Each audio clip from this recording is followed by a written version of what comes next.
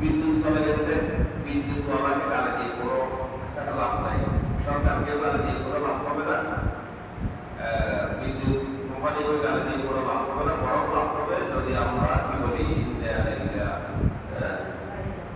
এটাই বলতে হবে। দেখেন হাদিস শরীফে এসেছে হযরত রাসূল সাল্লাল্লাহু আলাইহি ওয়াসাল্লামের বাড়িতে একদিন সারাক নিভে গেছে। কি নিভে গেছে?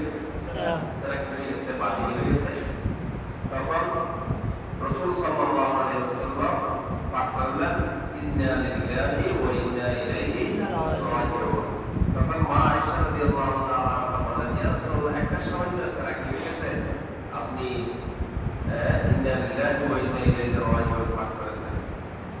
তখন আল্লাহ রাসূল বললেন, কুল্লু শাইইন মা আসা মুমিনান ওয়া হুয়া মুসিবাতুন।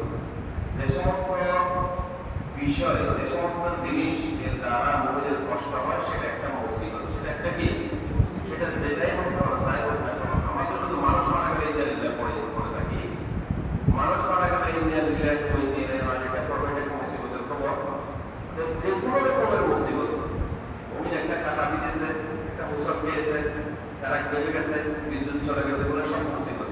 যা মুমিনকে কষ্ট দেয় সেটাই মুসিবত। অতএব যে কোনো মুসিবতের সময়